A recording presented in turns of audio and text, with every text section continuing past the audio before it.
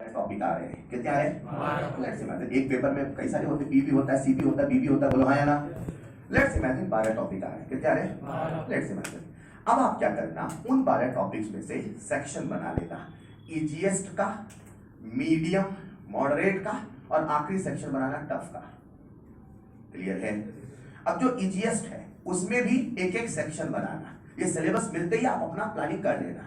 अच्छा, इजीएस्ट का मतलब ये नहीं कि जो इजीएस्ट होते हैं, इसका मतलब वो है जो आपको इजीएस्ट, जो आपको मॉडरेट, जो आपको टफ, उन्हें आपने क्या किया, फर्दर कई सेक्शन में डिवाइड कर लिया। ठीक है? इजीएस्ट में भी आपने एक चैप्टर लिया बी का, एक चैप्टर लिया सी का, एक चैप्टर लिया। क्लियर है? जो भी पेपर का सिलेबस है, कुछ चैप्टर तो होंगे ना, 10 12 15 कुछ तो होंगे ना यार। मैंने फिलहाल कितना माना है? मैं 15 भी मान लो, 20 भी है। ठीक है?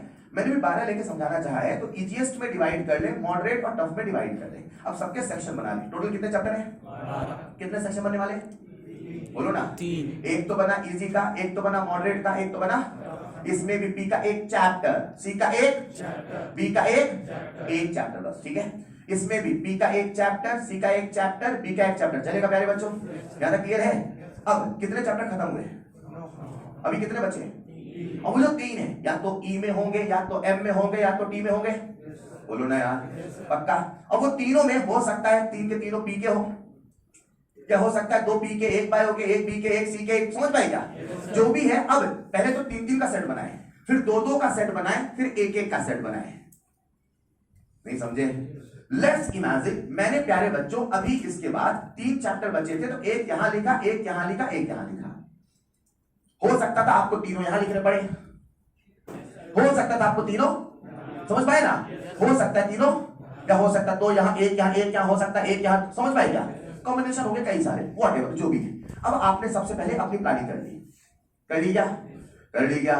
अब पढ़ना शुरू करना है। ये करने में आपको 10 से 15 मिनट लगने चाहिए। अब जब आप पढ़ना शुरू करेंगे, सबसे पहले शुरू करेंगे ई से। कहां शुरू करेंगे? ई से। ई बोले तो इजीएस्ट। इजीएस्ट में कितने चैप्टर हैं? हाँ, एक सेक्शन में 3। ये भी लाइन लिखी है, कितने हैं? 4। समझ पाए क्या? सबसे पहले आपको क्या करना है, इजीएस्ट का एक सेक्शन खत्म करना है। एक सेक्शन इजीएस्ट का मतलब जो आपको आसान, वो खत्म करने में ज्यादा टाइम लगेगा, कम लगेगा?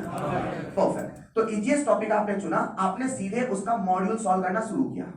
लेट्स इमेजिन मैं अपने केमिस्ट्री की बात करूं, लेट्स इमेजिन अभी क्या चल रहा था, एटॉमिक। तो मान लो आपने एटॉमिक उठाया, मान लो अब आपने अभी पढ़ा था, आपको सब कुछ याद है, आपने सारा मॉड्यूल सॉल्व किया था, आपने सीधे उसका मॉड्यूल फिर से सॉल्व करना स्टार्ट किया। फिर से सॉल्व करना है, कितना सॉल्व करना है? केवल एक्सरसाइज 1 लेके चले या एक्सरसाइज 2 लेके चले, या आप डिसाइड कर ले इजीएस्ट टॉपिक के लिए। क्लियर है? थ्योरी पढ़ने की सलाह, मैंने कहा सीधे मॉड्यूल सॉल्व करना शुरू कर। जब मॉड्यूल सॉल्व करोगे, आपको लगा नहीं यार एक बार थ्योरी पढ़ लूं मैं, केवल इजीएस्ट टॉपिक के लिए जो थ्योरी पढ़ना, वो पढ़ना शॉर्ट नोट से। किससे पढ़ना? अगर कहीं पे फंस जाते हैं, जैसे मान लो आप एटॉमिक कर रहे थे, डी ब्रॉगली भूल गए, केवल डी ब्रॉगली के लिए नोट्स पढ़ना, पूरे चैप्टर के नोट्स पढ़ने की आवश्यकता नहीं है। समझ पाए? फिर से सबसे पहले सेक्शन में डिवाइड कर ले, सबसे पहले इस सेक्शन को खत्म करेंगे। सीधे सवाल, हमें आता है, लगने से नहीं आता है, अगर आता है तो सवाल बनना चाहिए। इस पे मैंने बनाया, समझ पाए क्या? तो सवाल आपसे बन रहा है, मतलब आपको आता है। हेलो? जहां फंसो केवल वही नोट्स पढ़ो, सब पढ़ने की आवश्यकता। फिर भी मन लगे एक बार सारे फॉर्मूले रिवाइज करो, शॉर्ट नोट से रिवाइज करना। किस रिवाइज करना? ई करने के बाद आपका अगला टारगेट होगा टी। क्या होगा? ई के बाद एम में नहीं जाना, कहां जाना है? क्लियर है? अब जो टी है, ये ऐसे टॉपिक है जो आपको टफ, उनमें टाइम ज्यादा लगेगा, कम लगेगा? कंफर्म? अब लेट्स इमेजिन आपको वो जो 3 टॉपिक थे, वो करने में 3 दिन लग गए। लेट्स इमेजिन तो जो टी होंगे, जो टफ टॉपिक होंगे, उनको करने के लिए मैं कह रहा हूं आपसे डिटेल पढ़ना। कैसे पढ़ना? हमारा टारगेट होगा जो टी वाले टॉपिक है, एक दिन ई में आ जाए। कहां जाए? ई में। क्लियर? तो जब टी वाले टॉपिक को पढ़ना, उन्हें पढ़ना डिटेल। कैसे पढ़ना? उन्हें आप पहली दफा नोट से पढ़ना, शॉर्ट नोट से नहीं पढ़ना। हेलो? समझ पाए क्या? ये करने के बाद अगर हो सके तो मॉड्यूल के कुछ सवाल जरूर लगाना। यहां मैंने बोला कुछ सवाल लगाना, क्योंकि टाइम बहुत भी ले सकते। समझ पा रहे क्या? ऐसा नहीं 3 टॉपिक में 3 4 5 6 दिन लगा दिया, नहीं, ऐसा भी नहीं। एक रेंज होना चाहिए, मेरा पेपर इतने दिन में है, मुझे इतने दिन में सारा सिलेबस खत्म करना है, इतने दिन में ये खत्म करना है, इतने में ये। समझ पाए क्या? लेट्स इमेजिन 3 टॉपिक करने में आपने 3, लेट्स इमेजिन मैक्सिमम टाइम ये बोल रहा हूं मैं, इतना लगना नहीं चाहिए। ठीक है क्या? तो आपने कहा भाई सब डिटेल पढ़ना है, नोट से पढ़ना है, समय लगा तो मॉड्यूल से भी कुछ सवाल करने हैं, हो सके तुम्हारे एक्सरसाइज करें, खास करके फिजिकल में। मैं 2 से ज्यादा अपने फिजिकल किसको पढ़ देता हूँ, समझ पाएंगे क्या? कल को रिवाइज करना हो 2 से पहले किससे रिवाइज करना, 1 को। Is this clear, is this clear? E करना, फिर टी करना और फिर आना ई में, फिर आना। क्या ई में टॉपिक बचा हुआ है? मान लो ई का टॉपिक ही ना होता, सारे एम में होते तो फिर एम करना।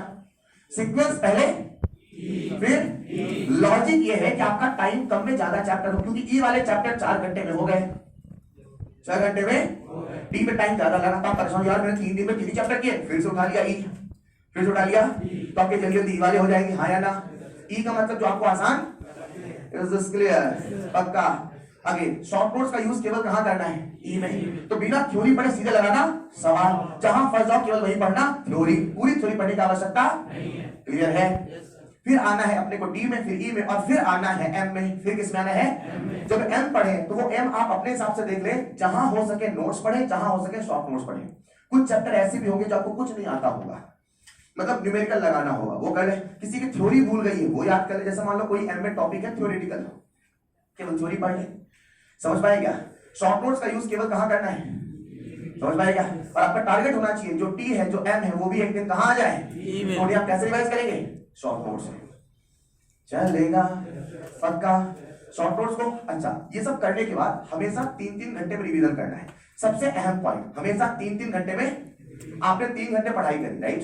3 घंटे पढ़ाई, अभी जो बातें बता रहा हूं यूनिवर्सल है, हर जगह फॉलो करना है, कोई भी स्टडी अपनाओ। 3 घंटे पढ़ने के बाद 10 मिनट का रिवीजन।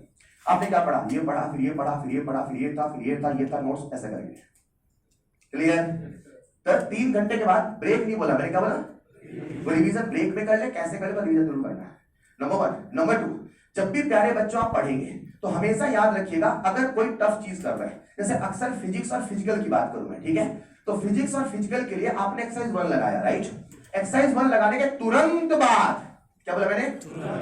एक बार उसे फिर से लगाना अगेन, प्लीज, यूनिवर्सल। जो टी वाले टॉपिक है, अगर उन्हें ई में रखना चाहते हैं तो आपको ये करना पड़ेगा, क्लियर है? मैं फिर से कहता हूं, जो भी पेपर का सिलेबस है वही हमारा टारगेट है, उसे सेक्शन में डिवाइड कर ले, कई सेक्शन बना ले, जितने टॉपिक उस हिसाब से बना ले, ई एम टी।